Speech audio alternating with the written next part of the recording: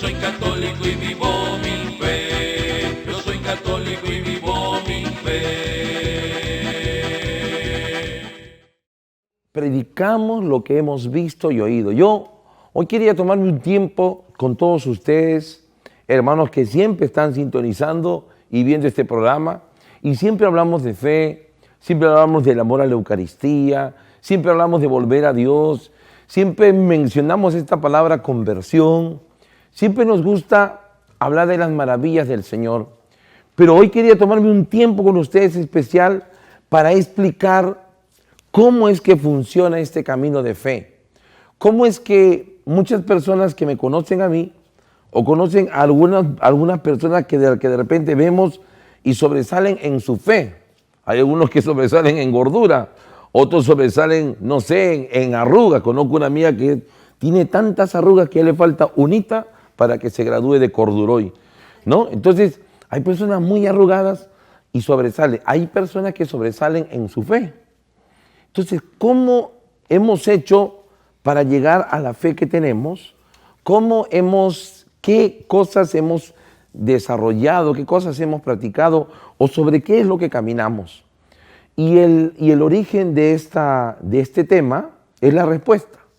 Nos lo dice en la primera carta de Juan: predicamos lo que hemos visto y oído. Más adelante dirá lo que han palpado nuestras manos. O sea, para entendernos, predicamos lo que nosotros vamos experimentando de Dios, lo que nosotros vamos conociendo de Dios a través de la experiencia.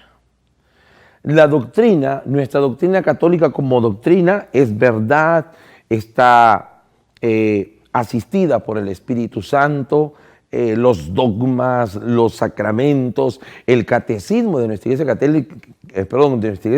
católica es una bendición de Dios. Pero tal como documento, tal como letra, no hay una persona que lea, se empieza a leer el catecismo y acaba y dice: uy, conocí a Dios, uy, hermano, yo siento ganas de hacer muchas cosas. Muy difícilmente, a menos que sea una gracia especial del Espíritu. San Juan, el apóstol amado, el que estuvo cerca de Jesús, vamos a decirlo en palabras claves. San Juan tuvo una experiencia de Dios. San Juan se enamoró de Dios. Incluso en el Evangelio, cuando leemos en el capítulo 1 del Evangelio de Juan, encontramos un detalle muy curioso, creo que es en uno de los versículos del primer capítulo, donde dice que Juan fue a ver al maestro y cuando lo vio, se fue para preguntarle, ¿no? ¿Dónde vives? ¿Dónde moras? Maestro, ¿dónde moras? Y en ese momento Jesús lo vio, dice, y lo vio Jesús y le dijo: vengan y lo verán. Esa mirada de Jesús caló profundamente en los ojos y en el corazón de Juan.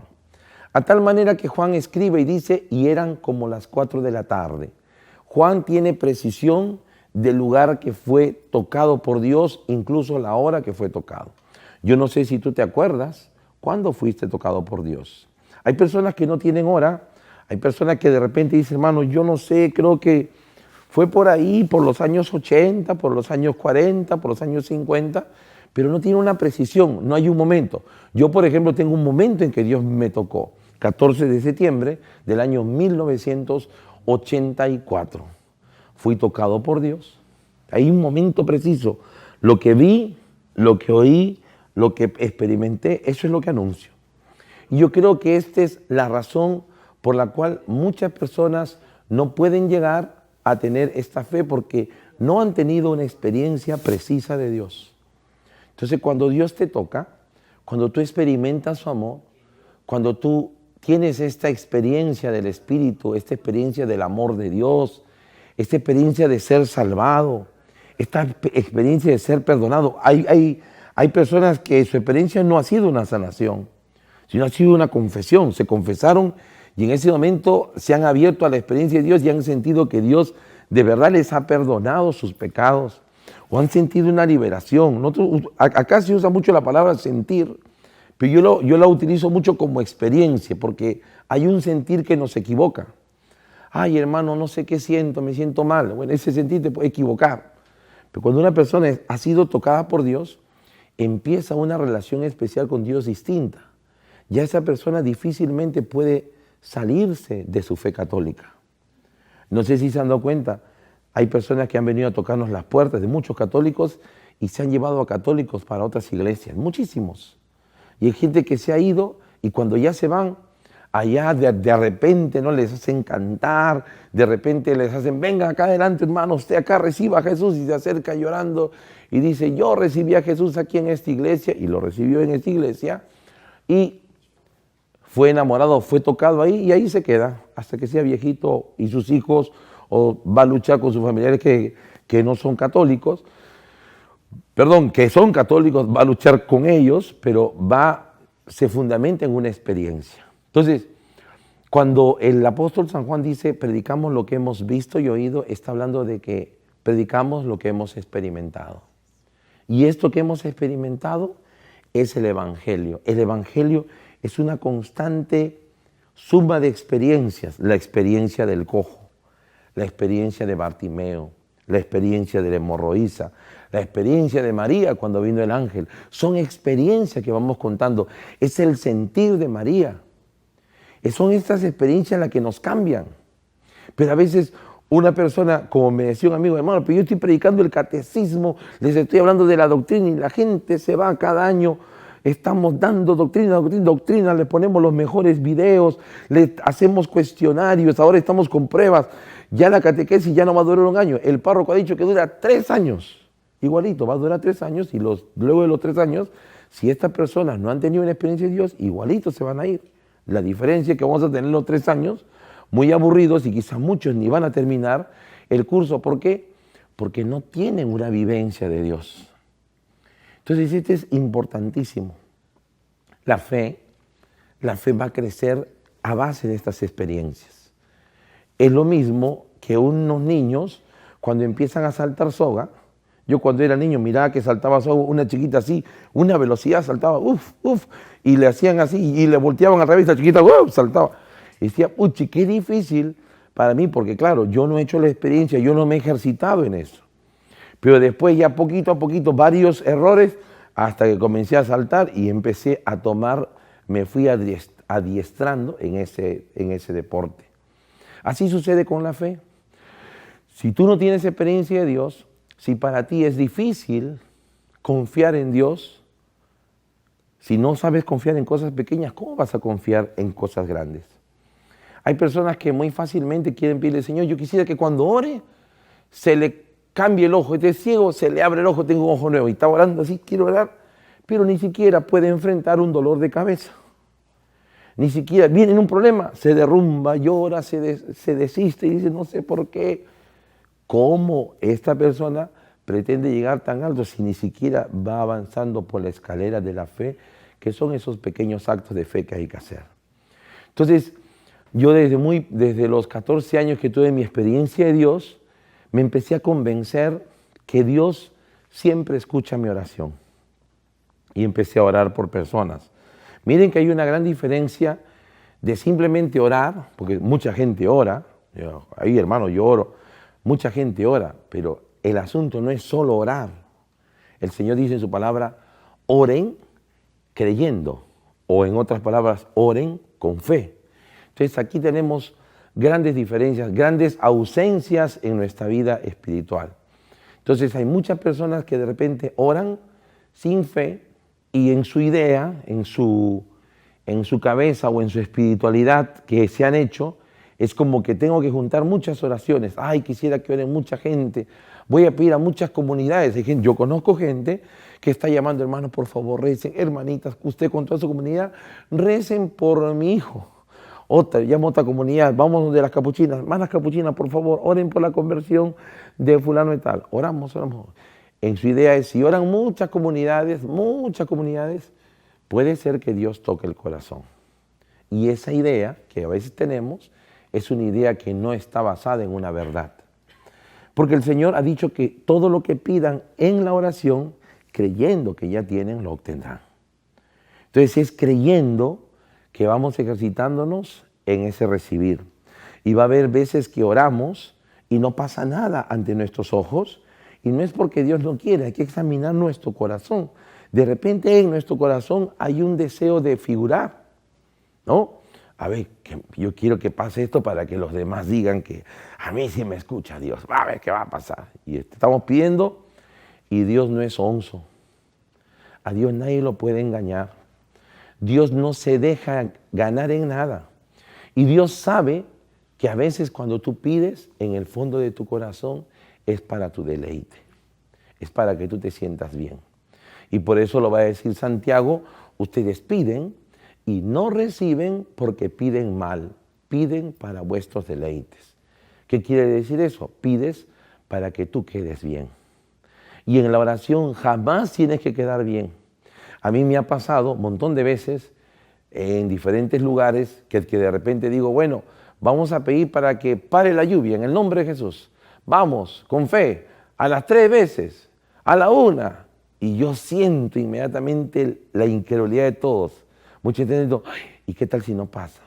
¿Y qué tal si no ocurre? Ay, pero va a quedar mal el hermano, va a quedar mal la iglesia, va a quedar todo. Y se cuenta hasta 3 y ¡bum! Se va la lluvia. Y todo, ¡oh! Se fue la lluvia. Y ahí recién creo, y uno dice, ¿por qué yo no lo dije? ¿Por qué? Porque en el fondo también querías quedar bien tú. Y así somos, en el fondo queremos quedar bien nosotros, y no importa si haces al ridículo.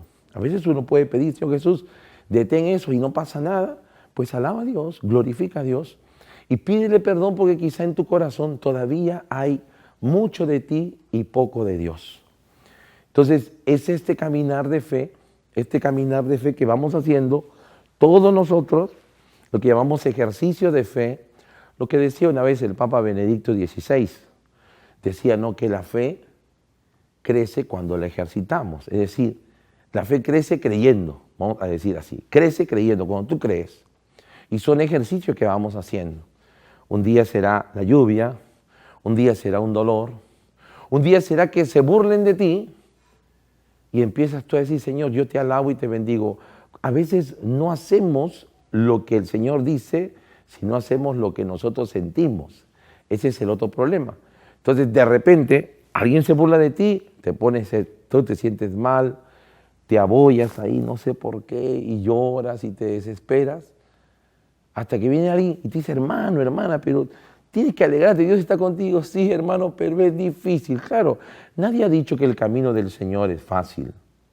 El camino del Señor no es fácil, Él mismo lo dice. Hay 2 caminos, hay un camino ancho y un camino angosto.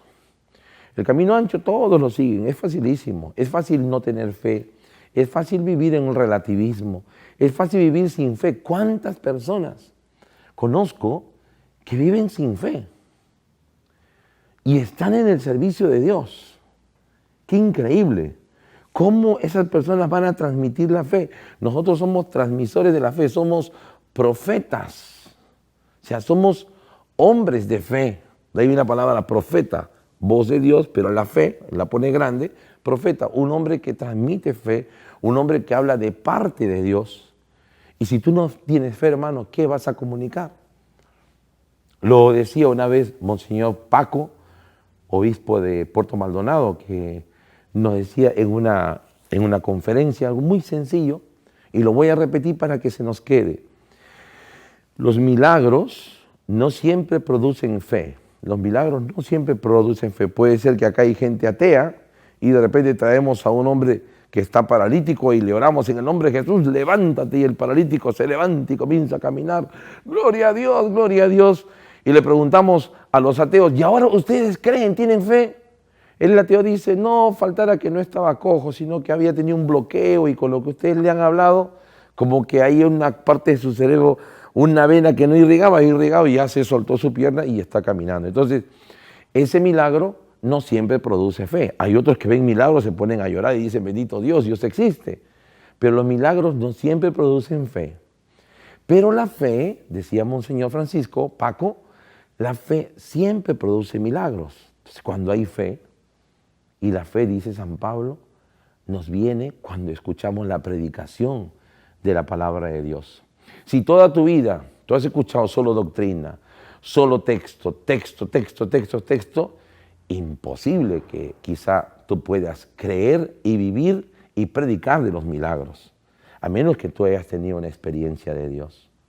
Cuando tú tienes una experiencia de Dios, se abre ahí en tu corazón toda como una especie de fuente donde tú dices, bueno, estamos hablando del invisible, del Todopoderoso, del que todo lo puede. O sea, o predicas del Todopoderoso o tienes que mentirle a la gente que Dios ya no hace milagros. O tienes que engañarle y decirle, ¿sabes qué, hermano? Puede ser que Dios no te cumpla lo que le pides. Y acomodamos a veces con nuestras palabras la verdad de Jesucristo, que nos ha dicho algo muy sencillo en el Evangelio. Mira, yo quiero que lo escuches. Dice Jesús, el que cree en mí hará las mismas cosas que yo he hecho. Y eso lo repite Jesús. Yo quiero que pienses esto. Jesús es el que perfectamente ha cumplido la voluntad del Padre. Perfectamente. Él no se ha equivocado, no se puede equivocar, no puede fallar. Es más, Jesús dirá en otro pasaje de San Juan también, dirá esto, yo hago todo lo que he visto hacer al Padre. No puedo hacer nada que no he visto hacer al Padre. O sea, Jesús exactamente lo que ha visto hacer a Dios, lo hace. O sea, no puede haber error. Jesús hace perfectamente la voluntad de Dios. Ahora viene Jesús y te dice a ti, hermano, a mí que somos creyentes, que somos la iglesia, nos dice, el que cree en mí hará las mismas cosas que yo he hecho. ¿Y qué hacía Jesús? Ahí vemos los evangelios. Predicaba, sanaba, liberaba, confortaba, llenaba de su espíritu, de su presencia. Eso hacía Jesús. Y eso es lo que falta dentro de muchas comunidades nuestras. Entonces, se ha perdido esta fe viva, se ha perdido de vista esta visión de la voluntad de Dios, que es exactamente hacer lo que hacía Jesús. Y hoy día de repente te puede pasar a ti, que de repente estás pasando por una enfermedad difícil, una enfermedad que no tiene cura. Acá es importante aclarar esto. Yo ahorita estoy aquí en el estudio y de repente, no sé, aquí el hermano camarógrafo agarra y oye Gustavo, y con el desarmador me raspa acá, me sale sangre. Entonces, ¿qué hago? No voy a decir, Dios, párchame esta rayadura, por favor. No vas a molestar a Dios por una rayadura, ¿cierto? ¿Eso cómo se parcha? Una lavadita con jabón Bolívar. Pido allá abajo, donde el guachimán, que me regale un poquito de alcohol, me echo un poquito de sulfanil con mentiolatin y un par de curitas, unos 5 curitas y listo. Estamos hablando de enfermedades simples. De repente, no sé, te sale sangre por la nariz. Dios, sáname, mi nariz está sangrando. Bueno, hermano, te pones así un poquito, un algodoncito y se para. Son cosas tan menudas, tan sencillas. Te creció la uña. Dios, córtame la uña. No lo vas a estar fastidiando a Dios que te ponga el corta uña, porque son cosas que tú puedes hacer. Pero de repente tienes un tumor de cáncer que los médicos dicen, esto no se puede sanar. Entonces ahí recurrimos a Dios porque hay algo imposible. De repente tienes cirrosis, de repente tiene diabetes, cosas que no puede curar el hombre. De repente, no sé, como hace unos días que hemos celebrado a Nuestra Señora del Pilar, y ahí sucedió el milagro de Calanda, este hombre que le atropelló el carro y le cortó la pierna, bueno, le destruyó la pierna y estuvo 4 años sin su pierna. Y él comenzó a mendigar en la iglesia del Pilar y ahí constantemente sobraba de las vasijas, digamos, eran de aceite con una velita y quedaba el aceite abajo. Él cogía un trapito y se frotaba el moñón que le quedó abajo de su pierna rota, confiando en los milagros, confiando en el poder de Dios, en la intercesión de María. Y dice que después de 4 años, él llegó a la casa y se acostó, y cuando se despertó, el milagro estaba ahí, su pierna completa. Incluso dice en el documento, porque me tomé ahora el tiempito para leer cómo fue ese milagro, dice que encontraron sobre su pierna un pedazo de trigo, que fue donde él se rompió la pierna, había trigo, y encontraron una raspadura sobre su piel. O sea, tenía huellas de que esa pierna era la pierna que se había roto. Entonces, ese es un milagro. La falta de una pierna, hermano, me estoy quedando ciego, el doctor dice que ya no voy a ver. Bueno, la ciencia no puede, el hombre no puede. Cuando no puede la ciencia, ahí puede Dios. Por eso dice Jesús, lo que es imposible para los hombres es posible para Dios. Entonces, esto es importante porque a veces estamos molestando a Dios, Diosito, etcétera, me raspé, párchame, Señor, mira. Cuando sencillamente nosotros también podemos hacer actos de fe. Por ejemplo, yo conozco mujeres que cuando les viene su regla, han decidido no tomar pastillas. ¿Para qué? Para fortalecerse. Entonces es cierto que viene un fastidio, pero pastillas un poquito de aire y pasan. Y están superando el dolor y están adquiriendo fuerza. Porque es fácil, me duele mi cabeza, una pastillita. Todo, o sea, siempre dependemos de estas cositas y no queremos hacer camino de fe.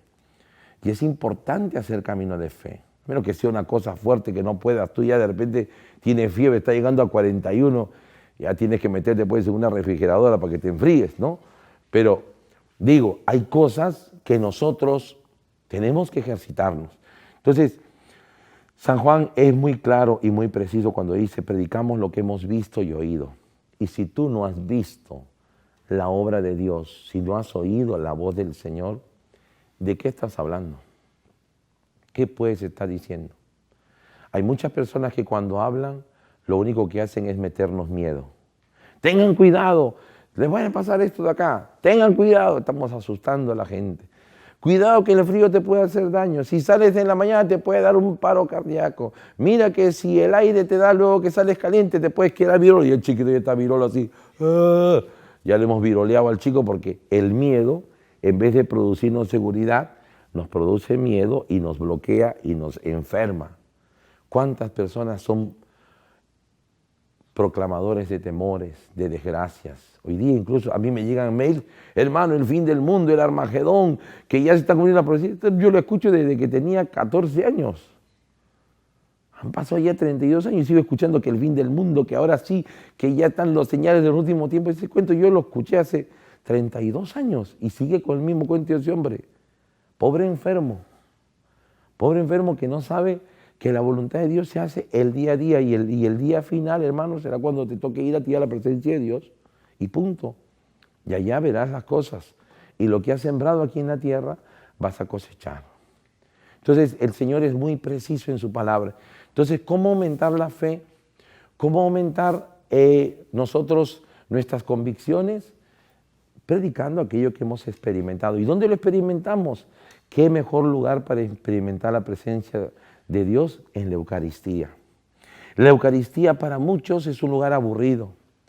El Santísimo para muchos es un lugar donde van viejitas ahí que ya se están muriendo para que calienten motores para ir al cielo. La Eucaristía, el Santísimo, es el lugar donde nosotros tenemos que estar porque ahí está Dios siempre. Siempre. Y Él es el que quita el pecado del mundo. Y Él es el que sana. Y Él es el que libera. Yo he visto maravillas. Hace pocos días estaba orando con un grupo de jóvenes de Brasil y una hermana ponía sus manos sobre el sagrario creyendo y el Señor inmediatamente le ha sanado su estómago. Le ha restablecido todo su sistema digestivo. Él tenía problemas para sus necesidades. Y el Señor le ha restablecido, incluso ya ella me ha llamado y me dice, hermano, yo estoy perfectamente sana.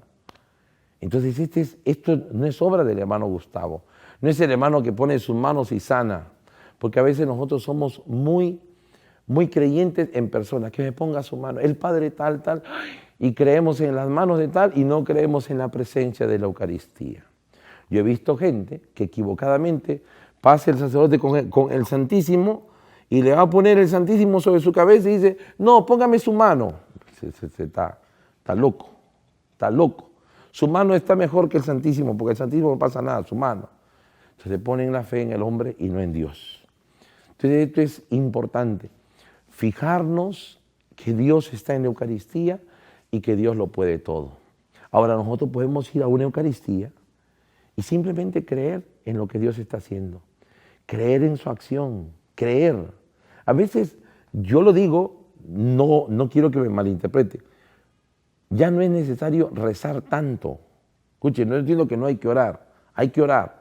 Pero hay gente que está rezando, hermano, estoy rezando. Hay gente que cree, no, si yo rezo 25 horas en el día, Dios me va a escuchar. Eso no ha dicho Jesús. Jesús ha dicho que todo lo que pidan en la oración, creyendo, van a recibir. Y ahí viene la bendición, cuando tú crees en lo que has orado. A mí mucha gente, hermano, ayúdeme con sus oraciones. Entonces yo le escribo, ¿qué, tú no oras? Sí, yo también oro, pero usted ayúdeme con sus oraciones. Le digo, hermanita, cree en el poder de tu oración. Sí, hermano, yo creo en el poder, pero ayúdeme con sus oraciones. O sea, la gente está sorda, no entiende. Si esa persona creyera en su oración, porque dice lo que pidas tú en la oración, tú, no yo. Lo que pidas tú en la oración creyendo vas a recibir. Hace poco hemos estado en Tarapoto, en una misión, y sucedió el mismo fenómeno que ya ha pasado un montón de veces. Estaba predicándole a unos niños, medios niños, adolescentes, y empezó la lluvia. Empezó a caer la lluvia, tremenda la lluvia. Y en eso, claro, uno puede desesperarse y decir, pucha, se malogró el día, meternos acá, ahora ¿qué hacemos? Auxilio. Esa es la reacción humana. Pero aquel que ha visto, ha oído, ha palpado con sus manos el poder de Dios, inmediatamente le aflora y dice, no. Yo dije, niños, vamos a contar hasta 20 y la lluvia se va a detener. Y dije hasta 20, no sé por qué se me puso 20 dentro de la cabeza y comenzamos, 1, 2, los chicos, ustedes saben que los niños son los que tienen más fe que los grandes. 4, 5 comenzamos y cuando estamos en el número 14 vi un niño que estaba así, mirando la lluvia, asustado. Yo dije, pucha, que está traumatizado. Hijo, tú no estás contando. El chico, 15, 16, todo 17, 18, 19, 20 y ¡pum! Paró la lluvia al toque. Y todos se quedaron mirándose. Los papás dijeron, le dije, ve cómo Dios escucha mi oración. Pues quiero que sepan, aunque hay muchos que están dudando, seguía predicando y empezó a volver a caer. Luego de un rato, buen rato, empezó a caer lluvia. Pero digo, ya no hagamos caso. Y no hicimos caso en ese momento y la lluvia paró. ¿Sí? Yo me encontré ahora, luego de todo el evento, con un padre de familia que estuvo ahí. Le dije, ¿te acuerdas? Sí, hermano, yo doy testimonio. Yo vi lo que pasó. 2 veces se paró la lluvia. Y él se da cuenta de algo. O sea, los milagros, las manifestaciones del poder de Dios, es para que la gente crea. ¿Por qué la gente ya no cree? Porque ya no ve esas señales. Vemos personas de Dios, pero que no hacen absolutamente nada. Solamente hablan de Dios, pero no manifiestan el poder de Dios. Y esto es necesario. No hay 2 maneras de predicar, hay solo una manera de predicar. Y esa manera es con el poder del Espíritu Santo. Cuando el Señor envía a sus apóstoles, vayan por todo el mundo, prediquen la buena noticia. Y dice, estas señales acompañarán a los que crean. Le da las señales y dice que los discípulos se pusieron a predicar y el Señor, no ellos, el Señor confirmaba con signos, señales, la predicación de sus discípulos. Vamos a terminar este momento dándole gracias a Dios. Primero porque podemos escuchar su voz, podemos escuchar su palabra y porque el Señor pone su confianza en nosotros. Mira, Dios confía en ti, confía en mí. Vamos a orar y vamos a darle gracias por todo. En el nombre del Padre, y del Hijo, y del Espíritu Santo.